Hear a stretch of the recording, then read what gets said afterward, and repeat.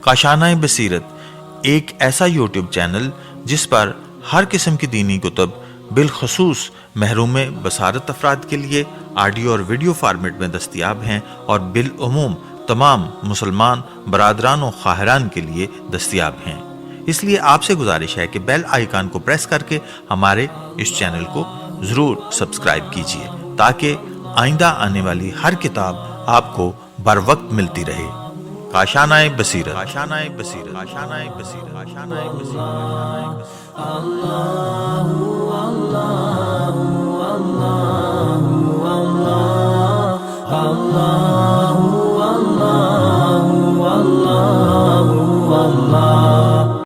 بسم اللہ الرحمن الرحیم۔ السلام علیکم۔ یہ کتاب آپ کے لیے کاشانۂ بصیرت کی جانب سے ریکارڈ کی جا رہی ہے۔ کتاب کا نام ہے تہذیب نفس، سیر و سلوک امام خمینی کی نگاہ سے نگاہ میں۔ اب ہم کتاب کا پارٹ نمبر 42 پڑھیں گے، قلبی ادراک کے حصول کا طریقہ۔ اگر کوئی یہ چاہے کہ اللہ پر توکل، اس پر بھروسے، اس کے آگے تسلیم اور ارباب معرفت کے بقول دیگر اقسام معاملات تک رسائی حاصل کرے تو اسے عقلی اور دینی علوم کی حدود کو پھلانگ کر ایمان کے حدود میں داخل ہونا چاہیے اور ان ظاہری علوم پر اکتفا نہ کرے۔ اسے ان حقائق کے حصول کی شرائط و ضروریات کو دل میں جگہ دینا چاہیے تاکہ قلبی اور روحانی کیفیات حاصل ہو سکیں۔ ہم نے قبل ازیں ان معارف کے حصول اور انہیں لوہے قلب تک پہنچانے کے طریقے کا تذکرہ مختصر طور پر کیا ہے اور یہ بھی ان کا تذکرہ کرتے ہیں۔ جب عقل واضح طور پر توکل کی 4 بنیادی شرائط کا ادراک کر لے تو اب سالک راہ عرفان کو چاہیے کہ وہ ان عقلی حقائق کو دل کے اندر جاگزی کرے، اور یہ اسی صورت میں ہو سکتا ہے جب نفس کے ساتھ جہاد کرنے والا انسان ہر روز اپنے لیے ایک ساعت معین کرے جس میں وہ مادی مسائل سے فارغ البال ہو، اور اس خلوت کی گھڑی میں وہ یکسوئی اور قلبی توجہ کے ساتھ یاد حق میں مشغول ہو جائے اور منقولہ اذکار و ادوار میں غور و فکر کرے۔ مثلاً اس فراغت کے وقت کلمہ لا الہ الا اللہ جو سب سے عظیم ورد ہے کو مکمل قلبی توجہ کے ساتھ اس نیت سے پڑھے کہ دل کو اس کی تعلیم دے، نیز اطمینان قلبی اور غور و فکر کے ہمراہ اس ذکر شریف کی تکرار کرے۔ یوں وہ اپنے دل کو اس ذکر شریف سے بیدار کرے یہاں تک کہ رقت قلبی اور دلی توجہ کی کیفیت حاصل ہو جائے۔ پھر غیبی امداد کے ذریعے اس کا دل ذکر غیبی میں مشغول ہو جائے اور اس کی زبان دل کی تابع بن جائے۔ توکل کے ارکان پر ایمان لانے کا طریقہ۔ اگر سالک ایک مدت تک یہ عمل ظاہری و باطنی آداب و شرائط کے ساتھ خلوت کے اوقات میں بجا لاتا رہے تو احتمال قوی ہے کہ انسان کا دل بیدار ہو جائے گا اور زبان دل کی تابع بن جائے گی۔ اس صورت میں نیند کی حالت میں بھی انسان کی زبان ذکر شریف کا ورد کرتی رہے گی، یہاں تک کہ دنیاوی امور میں مشغول ہونے کے باوجود بھی انسان کا دل توحید خداوندی اور تفرید الہی کی طرف متوجہ رہے گا۔ اور اگر یہ عمل طہارت باطنی اور اخلاص کے ہمراہ شدت سے جاری رہے تو عین ممکن ہے کہ کوئی مصروفیت اسے یاد الہی سے غافل نہ کر پائے اور توحید کا نور تمام کاموں پر غالب آ جائے۔ اس طرح اگر انسان اللہ کی رحمتوں میں غور و غوص کے ذریعے پیدائش سے لے کر ابد تک خدا کی طرف سے عطا ہونے والے بے کران لطف و شفقت اور رحمت کا احساس اپنے دل کو دلاتا رہے تو آہستہ آہستہ دل محبت خداوندی کے آثار کا ادراک کر لے گا، اور جس قدر اس کی توجہ زیادہ ہوگی خاص کر ذہنی فراغت کے اوقات میں، اسی حساب سے محبت میں اضافہ ہوگا، یہاں تک کہ وہ اللہ تعالیٰ کو اپنے حق میں تمام موجودات سے زیادہ شفیق و مہربان پائے گا۔ یوں وہ ارحم الراحمین کی حقیقت کو اپنے نور بصیرت سے دیکھنا شروع کر دے گا۔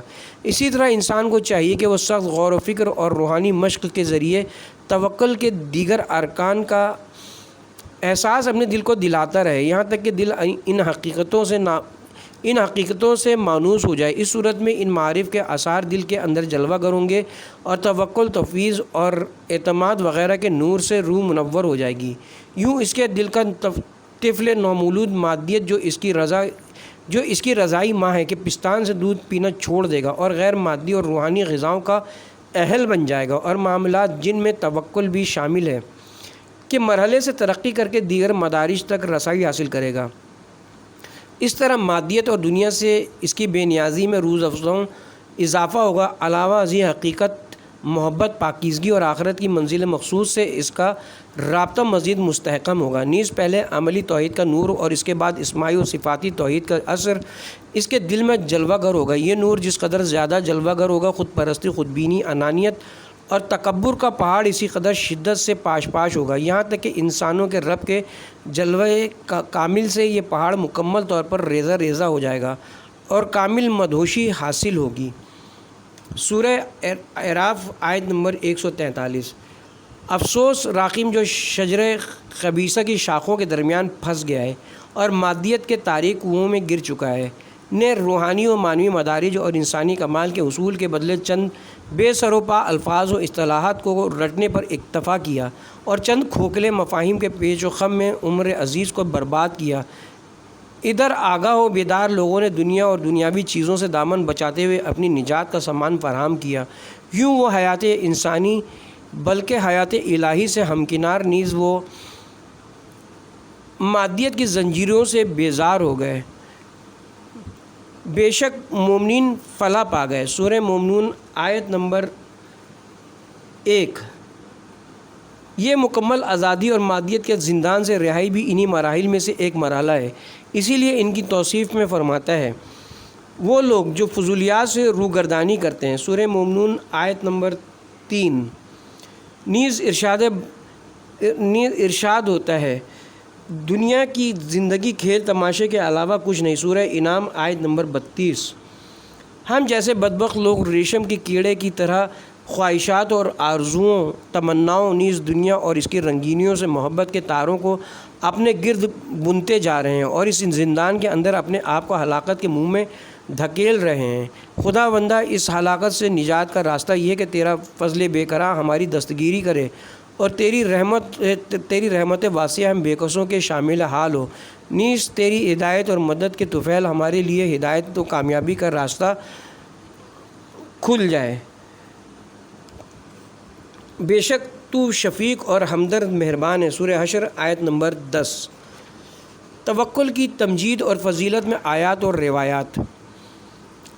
اللہ تعالیٰ سورہ انفال میں مومنین کی توصیف کرتے ہوئے فرماتا ہے کہ بے شک وہی لوگ مومن ہیں جن کے پاس خدا کا نام لیا جاتا ہے تو ان کے دلوں پر خوف چھا جاتا ہے، اور جنہیں خدا کی آیات سنائی جاتی ہے تو ان کے ایمان میں اضافہ ہوتا ہے، اور جو اپنے پروردگار پر توکل کرتے ہیں۔ آگے چل کر فرماتا ہے یہی حقیقی مومن ہے۔ سورہ انفال آیت نمبر 2 اور 4۔ یہاں اللہ تعالیٰ مومنین کے دائرے کو محصور اور محدود کرتے ہوئے فرماتا ہے کہ مومنین یہی ہیں جو ان مذکورہ صفات کے حامل ہوں، یعنی ان کے علاوہ دیگر لوگ مومن نہیں ہیں۔ توکل صفات مومنین میں سے، ان صفات میں سے ایک صفت یہ کہ مومنین اپنے اللہ پر اعتماد، توکل اور بھروسہ کرتے ہیں اور اپنے کاموں کو اس کے سپرد کرتے ہیں۔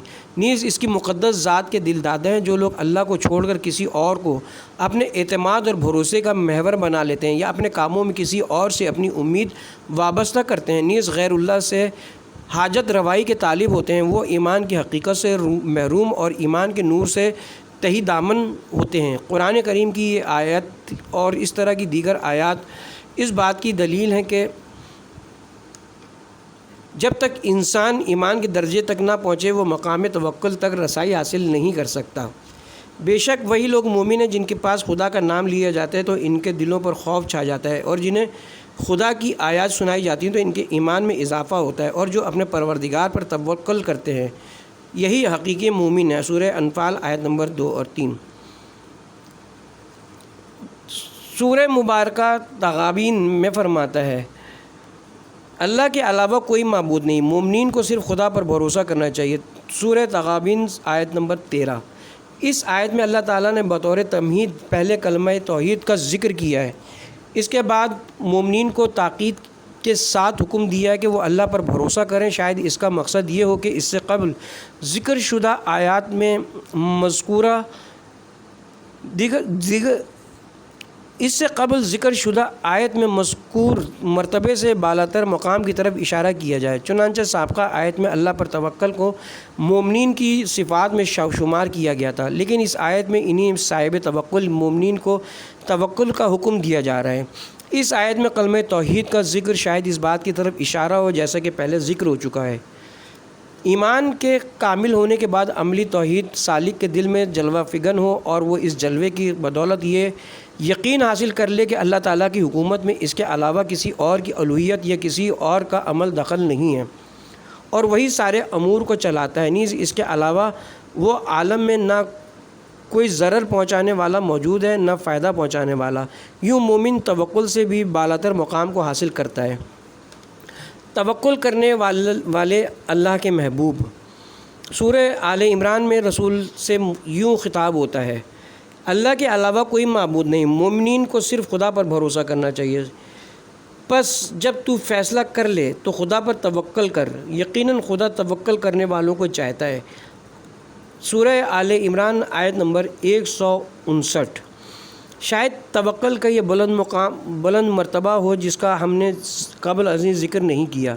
یہ توکل کا وہ مقام ہے جو سالک رائے حق کو فنائے کامل اپنی حکومت میں واپسی اور بقا بھی اللہ کے مرحلے کے بعد حاصل ہوتا ہے۔ اس مرحلے میں سالک کثرت کے اندر واقع ہونے کے باوجود وحدت کاملہ میں غرق ہوتا ہے، نیز مخلوقات کے عمل دخل کا تفصیلی مشاہدہ کرنے کے باوجود اللہ تعالیٰ کے سوا کسی اور کو صاحب اختیار نہیں دیکھتا۔ اسی لیے حق تعالیٰ نے اپنے رسول کو اس مرتبے کے حصول کا حکم دیتے ہوئے فرمایا ہے، یہاں اللہ نے توکل کرنے والوں کے لیے محبوبیت کے مقام کو ثابت کیا ہے۔ غنی مطلق پر توکل مخلوق سے بے نیازی کا موجب۔ ان میں سے ایک حدیث وہ ہے جسے شیخ جلیل علینی رحمۃ اللہ علیہ نے اپنی سند کے ساتھ امام جعفر صادق علیہ السلام سے نقل کیا کہ آپ نے فرمایا، بے نیازی اور عزت گردش کرتی پھرتی ہے، پس جب توکل کے مقام تک پہنچ جاتی ہے تو وہاں مقیم ہو جاتی ہے اور ٹھہر جاتی ہے۔ اصول کافی جلد نمبر 2 صفحہ نمبر 64۔ جی ہاں، بے نیازی، غنا خودی، عزت نفس اور اس کا کمال اللہ پر اعتماد و توکل کی بدولت حاصل ہوتے ہیں۔ جو شخص غنی مطلق کی طرف دست حاجت دراز کرے اور حق تعالیٰ کی ذات پاک سے دل لگائے، نیز اس کی مخلوقات سے جو خود محتاج و فقیر ہیں کوئی توقع نہ رکھے، تو اس کے دل میں مخلوقات سے بے نیازی کا جذبہ اور اپنی عظمت کا احساس جاگزی ہوگا۔ یاد رہے کہ ہر فقر و احتیاج اور ذلت و خواری کی وجہ انسان کا ضعیف مخلوقات سے اپنی امیدیں وابستہ کرنا ہے۔ چنانچہ ارشاد باری تعالیٰ ہے، سورہ طلاق آیت نمبر 3، جو اللہ پر توکل کرے اس کے لیے اللہ ہی کافی ہے۔ اس آیت میں اللہ نے توکل کرنے والے کو مخلوقات سے بے نیاز قرار دیا ہے۔ یہ عزت نفس کی عظمت اور دوسروں سے بے نیازی کی معراج ہے۔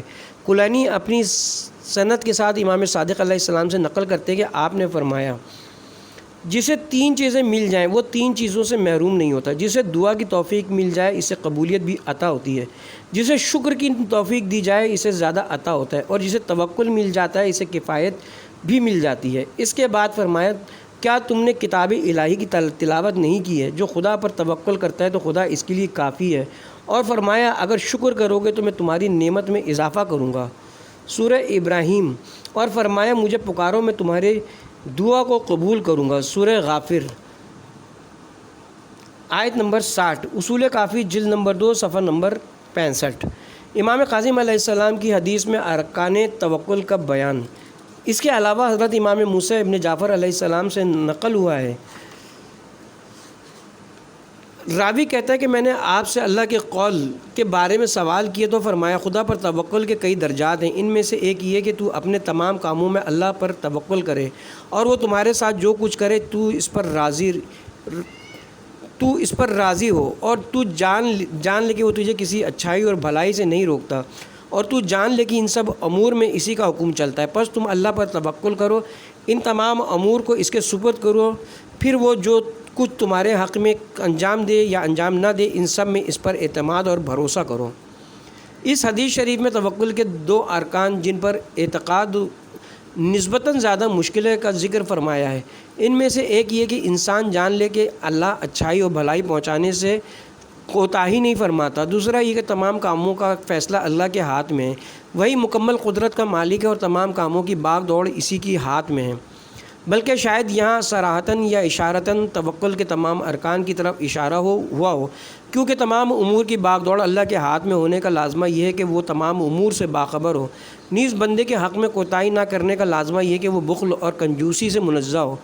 مستدرک الوسائل میں حاجی نوری نے الجعفریات کے حوالے سے حضرت امیر المومنین علیہ السلام سے نقل یہ کہ آپ نے فرمایا، ایمان کے 4 ارکان ہیں: اللہ پر توکل، امور کو اس کے سپرد کرنا، امر خداوندی کے سامنے سر تسلیم خم ہونا اور اللہ کے فیصلوں پر راضی ہونا۔ یاد رہے کہ ایمان کا ایک مرحلہ اس قسم کی روحانی قوتوں اور اعلیٰ قلبی کیفیتوں کی بنیاد بن جاتا ہے، جیسا کہ پہلے اس کا ذکر ہو چکا ہے۔ اسی طرف یہ امور ایمان کے ارکان بھی بنتے ہیں اور ان کی بدولت ایمان محفوظ رہتا ہے۔ وہ اس طرح کی ایمان کا ایک مرحلہ روحانی صلاحیتوں کو وجود میں لاتا ہے، اور جب یہ روحانی صلاحیتیں حاصل اور روح کے اندر راسخ ہو جاتی ہیں تو یہ انسان کو ایمان کے اگلے اور اس سے بہتر مراحل تک پہنچاتی ہیں۔ پھر ایمان کے یہ بہتر مراحل مذکورہ صفات میں اضافہ کرتے ہیں اور انہیں زیادہ کامل بناتے ہیں۔ اس طرح ہر مرحلہ دوسرے مرحلے پر مبنی ہوتا ہے۔ یوں ہم بہت ساری آیات کے مفاہیم میں ہم آہنگی پیدا کر سکتے ہیں، نیز بہت ساری احادیث کو بھی ہم آہنگ کر سکتے ہیں۔ توکل کی حد۔ کتاب مستدرک میں ابو بصیر سے مروی ہے کہ امام صادق علیہ السلام نے مجھ سے فرمایا، ہر چیز کی ایک حد ہوتی ہے۔ راوی نے عرض کیا، توکل کی حد کیا ہے؟ فرمایا یقین۔ میں نے یہ عرض کیا، یقین کی حد کیا ہے؟ فرمایا یہ کہ انسان اللہ کے ہوتے ہوئے کسی سے نہ ڈرے۔ کسی چیز کی حدود ہے، کسی چیز کی حد وہ ہے جس پر وہ چیز ختم ہوتی ہو۔ اس حدیث میں حد سے مراد شاید یہ ہو کہ توکل یقین پر ختم ہوتا ہے، اور یہ کہ توکل کرنے والا یقین کا حامل ہوتا ہے، جس طرح یقین توحید فعلی پر ختم ہوتی ہے اور انسان اللہ کے علاوہ کسی طاقت کو ضرر رساں نفع رساں با اختیار اور فیصلہ کرنے والا نہیں پاتا۔ اس سے مراد یہ بھی ہو سکتی ہے کہ توکل یقین کے دائرے کے اندر مقید ہوتا ہے اور حصول یقین کے بغیر حقیقی توکل کا وجود ممکن نہیں۔ اسی طرح حقیقت کا یقین توحید کا ثمرہ ہے اور اسی کے حدود میں مقید ہے۔ نیز ممکن ہے کہ اختلاف درجات کے حساب سے یہ دونوں باتیں درست ہوں۔ توکل کے نتائج۔ مستدرک ہی میں ابو ذر سے مروی ہے کہ رسول اللہ صلی اللہ علیہ وسلم نے فرمایا، اے ابو ذر، اگر تمہیں یہ پسند ہو کہ تم لوگوں میں سب سے زیادہ طاقتور شخص ہو تو اللہ پر توکل کرو۔ نیز اسی کتاب مستدرک میں رسول اللہ صلی اللہ علیہ وسلم سے مروی ہے کہ آپ نے فرمایا، جو شخص یہ چاہتا ہے کہ وہ لوگوں میں سب سے زیادہ پرہیزگار ہو تو اسے اللہ پر توکل کرنا چاہیے۔ توکل کی تفسیر۔ نیز اسی کتاب میں مذکور ہے کہ رسول اللہ صلی اللہ علیہ وسلم نے جبرائیل سے توکل کی تفسیر پوچھی تو جبرائیل نے کہا، توکل مخلوقات سے اپنی امیدیں قطع کرنے کا نام ہے۔ نیز توکل اس بات پر یقین سے عبارت ہے کہ مخلوقات نہ ضرر پہنچا سکتی ہیں، نہ نفع دے سکتی ہیں، نہ عطا کر سکتی ہیں اور نہ محروم رکھ سکتی ہیں۔ یہ تفسیر توکل کے ذہنی لوازمات میں سے ایک بیان ہے جو حصول توکل کے لیے ضروری ہے۔ وہ اس طرح سے کہ جب تک انسان مخلوقات سے اپنا منہ نہ موڑے گا اور اپنی توجہ نہیں ہٹائے گا اور طبیعت اور وحدت کی منزل سے سفر نہ کرے، اس وقت تک اس کے دل میں حق کی توجہ مستحکم نہیں ہوتی اور روحانیت اور وحدت کی منزل تک نہیں پہنچتا۔ توکل کی برتری۔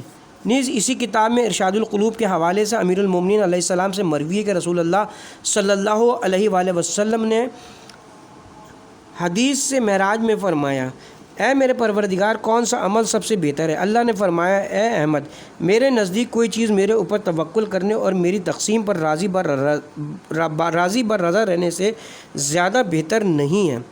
اس سلسلے میں بہت ساری احادیث مروی ہیں، لیکن ہم اس بحث کو یہیں پر ختم کرتے ہیں اور اللہ تعالیٰ سے اس خصوصیت کے حصول کی توفیق طلب کرتے ہیں اور ان غیر متناہی مراحل کو طے کرنے کے لیے اللہ پر توکل اور بھروسہ کرتے ہیں۔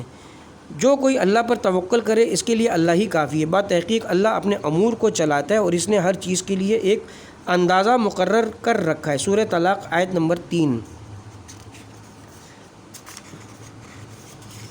توکل کی تلقین اور اس کے نتائج۔ اللہ کی عظیم طاقت پر اعتماد۔ چونکہ ہمیں ایک عظیم طاقت پر بھروسہ ہے اس لیے انشاءاللہ ہم کامیاب ہیں۔ ہم خود ہرگز کچھ نہیں۔ اگر آپ میں سے کوئی یہ خیال کرے کہ آپ بھی کچھ ہیں تو جان لے کہ یہ خام خیالی ہے۔ ہم خود کچھ بھی نہیں ہیں۔ یہ جو آوازیں آتی ہیں کہ خمینی ایسا ہے یہ بھی فضول ہے۔ خمینی کچھ بھی نہیں ہے۔ یہ جو کچھ ہے وہ ایک عظیم طاقت کا کارنامہ ہے۔ یہ اس کا کام ہے۔ وہی ہے جو ایک نسبتی جماعت کو ایک نہتی جماعت کو ایک عظیم طاقت پر فتح اور کامیابی دے سکتا ہے۔ جب تک آپ اپنے آپ کو کچھ سمجھتے رہیں گے میں ایسا ہوں تم ایسے ہو اور کسی انسان کو اہمیت دیتے رہیں گے تو کوئی فائدہ حاصل نہیں ہوگا۔ نظام کائنات ارادہ خداوندی کی بدولت اپنے آپ کو الوہیت کے بے قرار سمندر کے ساتھ منسلک کریں، اپنے دلوں کو خیر کے سرچشمے سے متصل کریں۔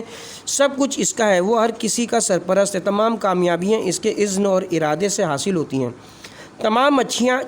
تمام اچھائیاں اس کے ارادے سے جنم لیتی ہیں۔ تمام برائیاں ہماری ساختہ و پرداختہ ہیں جبکہ تمام اچھائیاں اس کی طرف سے ہیں۔ اپنے آپ کو خدا سے متصل کیجئے۔ ہم کمزور قطرے ہیں بلکہ کچھ بھی نہیں ہیں، لیکن اگر ہم رحمت الہی کے اس بے قرار سمندر سے متصل ہو جائیں تو ہم سب کچھ بن سکتے ہیں، طاقتور بھی بن سکتے ہیں۔ طاقت کے سرچشمے سے اتصال۔ اپنے دلوں کو طاقت کے اس سرچشمے سے متصل کیجئے۔ یہ نہ سوچیں کہ ہم اپنے تئیں کچھ ہیں۔ اپنے آپ کو ان دنیاوی بندھنوں سے آزاد کیجئے اور خود طاقت کے سرچشمے سے منسلک کیجئے۔ آپ قطرے ہیں سو اپنے آپ کو اس سمندر تک پہنچائیے۔ ہم قطرے بلکہ قطرے سے بھی کمتر ہیں۔ اگر ہم اس سمندر کے ساتھ مل جائیں تو ہم بہت کارگر ثابت ہو سکتے ہیں۔ اللہ کے اختیارات پر ایمان کا نتیجہ توکل۔ بطور مثال اگر انسان کا اس بات پر ایمان ہو کہ پورا عالم وجود اور عوالم غیب و شہود میں صرف اللہ ہی کا عمل دخل اور تصرف ہے جبکہ دیگر موجودات کا کوئی عمل دخل نہیں مگر خدا کے اذن سے، تو یہ بہت ہے۔ نفسانی کمالات اور اطلاق فاضلہ، مثلا خدا پر توکل اور مخلوقات سے بے نیازی جو الکلمات ہیں کا سبب بن سکتا ہے، نیز بہت سے نیک اعمال کی انجام دہی اور بہت سے برے کاموں سے اجتناب کا موجب ہو سکتا ہے۔ توکل کے سائے میں کامیابی۔ یہ لوگ دیکھ رہے تھے کہ اگر پیغمبر اسلام غالب آ جائیں گے تو وہ ان ظالم کو اور غارت گری کے ان سلسلوں کو وہ جاری نہیں رکھ سکتے، اسی لیے وہ رسول خدا کے خلاف پوری طرح لیس ہو گئے اور انہیں تمام طبقات کو بھی خوب لیس کیا، لیکن اللہ کے فضل سے انہیں کامیابی نہیں ہوئی۔ آج بھی وہی صورتحال ہے جو صدر اسلام میں تھی، یعنی اسلام اور کفر کی محض آرائی۔ پیغمبر اکرم کے پاس ساز و سامان نہ تھا، مسلمانوں کے پاس عدد اور ساز و سامان دونوں ہی کی کمی تھی، جبکہ دشمن کے پاس مال و دولت اور ساز و سامان کی فراوانی تھی۔ اس کے باوجود خدا چاہتا تھا اور ان کا بھروسہ بھی خدا پر تھا، اس لیے وہ غالب آ گئے۔ کم لوگوں نے زیادہ لوگوں پر غلبہ پایا۔ جن لوگوں کے پاس مطلوبہ ساز و سامان نہیں تھا وہ ان لوگوں اور مختلف گروہوں پر غالب آ گئے جو جزیرہ نما عرب کے گوشہ و کنار سے جمع ہوئے تھے تاکہ اسلام کو برجا ہونے نہ دیں۔ کم لوگوں اور قلیل ساز و سامان والوں نے زیادہ لوگوں اور کثیر ساز و سامان والوں پر فتح حاصل کی کیونکہ ان کا توکل خدا پر تھا۔ مسلمانوں کی ایک فرد جو ارادہ الہی کی تابع اور مطیع بن کر نکلتی تھی متعدد دشمنوں کا خاتمہ کر دیتی تھی۔ آج اللہ کے فضل سے آپ کی تعداد زیادہ ہے۔ اللہ کا شکر ہے کہ تعداد زیادہ ہے، اللہ کے فضل سے آپ کی قوت ایمانی بھی زیادہ ہے۔ آپ ایسا کام کریں جس سے آپ کی قوت ایمانی میں روز بروز اضافہ ہو۔ اللہ کی طرف توجہ رکھتے ہوئے اپنی تربیت کریں تاکہ آپ ایک متقی انسان اور راہ خدا کا مجاہد بن جائیں۔ تقوی کے ساتھ اگر آپ خداوند تبارک و تعالیٰ پر توکل کریں اور اپنی روحانی تربیت کریں تو آپ کامیاب ہیں۔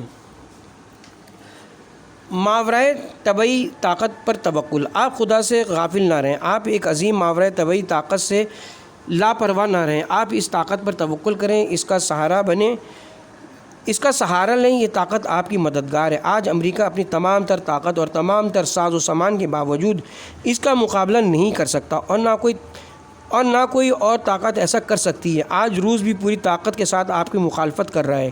آپ جو یہاں بیٹھے ہیں اور بے سر و سامان ہیں، اگر آپ ہتھیار اٹھاتے بھی ہیں تو پرانی قسم کی عام بندوق ہوتی ہے، لیکن دشمن اپنی پوری طاقت کے ساتھ آپ کے خلاف سب کو لیس کر رہا ہے، لیکن پھر بھی اس کا بس نہیں چلتا۔ اس کی وجہ کیا ہے؟ کیا ہمارے پاس کوئی ایسی وحشت ناک طاقت ہے جو امریکہ اور دنیا کو نگل لے؟ کیا یہ سب ہم نے کیا ہے؟ فلسطین کی کامیابی توکل کے سہارے ہے۔ ہمارے عزیز فلسطینی عوام کو اتفاق و اتحاد اور اللہ تبارک و تعالیٰ پر توکل کے ساتھ اسلام، روحانیت اور اللہ تبارک و تعالیٰ کی طرف توجہ مرکوز رکھنی چاہیے تاکہ کامیابی حاصل کر سکیں۔ اسلام کی عزت اور آزادی توکل پر موقوف۔ تمام اسلامی ممالک کی حکومتیں، خاص کر عرب حکومتوں پر لازم ہے کہ اللہ تعالیٰ کی لازوال طاقت پر بھروسہ کرتے ہوئے اپنی تمام قوتوں کو جمع کریں اور ان جانثاروں کی مدد کے لیے دوڑ پڑیں جو محاذ جنگ پر اگلی لائنوں میں ملت مسلمہ کی طرف امید بھری نظریں جمائے بیٹھے ہوئے ہیں۔ انہیں چاہیے کہ فلسطین کی آزادی نیز اسلام کی عظمت اور شان و شوکت کی بھلائی کے لیے اس مقدس جہاد میں شرکت کریں۔ خدا پر توکل کی تلقین۔ وہ مضبوط، مستحکم اور طاقتور سہارا خدا ہے۔ خدا سہارا ہے۔ میں انہیں یاسر عرفات کو، اپنی قوم کو اور ان کی قوم کو یہ نصیحت کرتا ہوں کہ ہمیشہ خدا کی طرف نظر مرکوز رکھیں۔ ان طاقتوں پر بھروسہ نہ کریں اور مادیات پر اعتماد نہ کریں، بلکہ روحانیتوں پر بھروسہ کریں۔ اللہ کی طاقت تمام طاقتوں سے مافوق ہے۔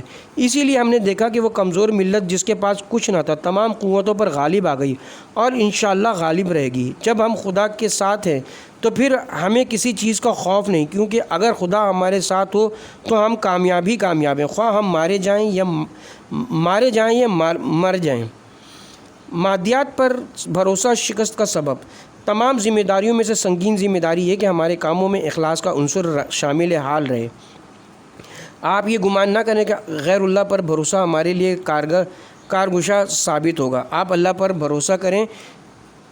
اگر کسی دن ہم اللہ پر توکل چھوڑ دیں اور تیل یا ہتھیاروں پر بھروسہ کریں تو جان لیں کہ اس دن ہم شکست کی طرف رواں دواں ہوں گے۔ اللہ کے فضل سے آج تک آپ لوگ ایرانی قوم کی سرفرازی کا موجب بنے ہیں اور ایرانی قوم اسلام کی سرفرازی کی موجب بنی ہے۔ آپ اپنے کاموں میں اخلاص پیدا کریں، اللہ پر اپنے توکل کو مضبوط کیجیے، کیونکہ اس پر بھروسہ کیے بغیر فتح و نصرت کا حصول ممکن نہیں۔ اللہ پر توکل اور مایوسی سے اجتناب۔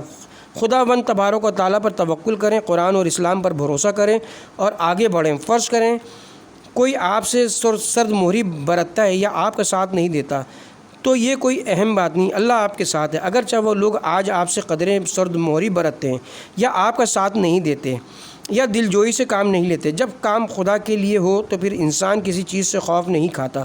خطبہ نقل کرتے ہیں کہ حضرت علی ابن الحسین علیہ السلام، علی اکبر علیہ السلام نے ان سنگین لمحات میں جب موت سب کا مقدر ہو چکی تھی، امام حسین علیہ السلام سے عرض کیا، کیا ہم حق پر نہیں؟ فرمایا کیوں نہیں؟ عرض کی، پس ہم موت سے کیوں ڈریں؟ پس ہم موت کی پرواہ نہیں کریں گے چونکہ ہم حق پر ہیں اور اس میں کوئی شک نہیں کہ ہم حق پر ہیں، اسی لیے ہم باطل کے مقابلے میں کھڑے ہیں۔ توکل کے ساتھ عالمی استعمار سے مقابلہ۔